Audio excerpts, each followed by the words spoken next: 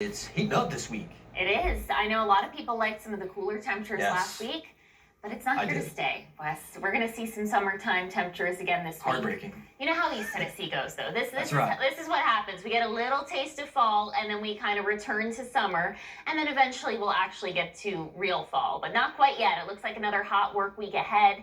And right now we are seeing mainly cloudy skies over West Knoxville, which is keeping us slightly on the warmer side. This is a live look courtesy of our Knoxville Wholesale Furniture Camera Network. Let's get you caught up on our temperature readings. Low 70s for most locations right now. 70 in Gatlinburg and Newport, 69 degrees there in Middlesboro, and 72 in Knoxville. Sweatcast still shows tons of moisture. That pink color indicates tropical moisture levels, which means it feels really sticky all across East Tennessee. And even with the passage of this front, I don't see the humidity dropping much. I think a lot of locations will stay in that muggy to sticky category all throughout the course of the work week. Now, earlier this evening, we had some showers and storms, which included some heavier downpours. Storm Tracker 6 is much quieter in the valley. Still watching a few isolated showers here back near Jamestown into portions of southeast Kentucky, McCreary County there, also the north of Barberville. But notice that our lightning counter's at 0.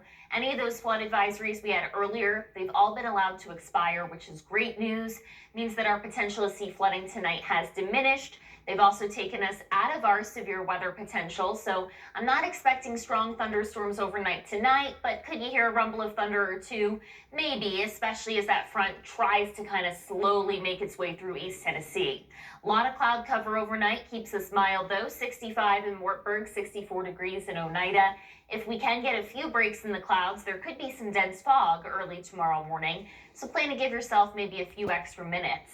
Tomorrow is not a washout. In fact, there's a lower rain chance tomorrow than there was today. Couple showers around early tomorrow morning for some, and then I generally think most areas are going to be on the dry side. There is the chance maybe a pop-up thunderstorm develops Monday afternoon over the Smokies, but that chance is pretty slim. It's going to take some time, though, for the clouds to move out. Nonetheless, it's going to feel closer to the upper 80s when you add in the humidity, and then gradually that's going to be where our temperature readings are basically this entire week. I talked about how it stays muggy across the board all the way into next weekend. We are not in that comfortable air mass, certainly more of a summertime feel ahead this week, but our rain chances will be on the lower end, which is great news if you've got some outdoor plans, especially Tuesday onward. Timeline forecast for tomorrow still shows that chance for a slim shower around early. Notice how the clouds kind of take their time to diminish. By the afternoon hours, you should see some breaks of sun. We'll call it low to mid 80s in the valley tomorrow. And then skies begin to clear out Monday night into early Tuesday, setting us up for a really pretty start to the week there. You can see that we're going to be on the warm side, though, Tuesday. We're already in the low 80s by the time we get to lunchtime. And that means we should warm up into the mid to upper 80s pretty fast. Tonight, though, still tracking just an isolated shower or thunderstorm. We're at 83 degrees tomorrow, which is a little below average. On the 7-day forecast this week, we'll heat things up for the middle of the week. Mid to upper 80s, feeling closer to low 90s when you add in that humidity. Still staying mainly dry for most locations through next weekend. Victoria, thank you. Police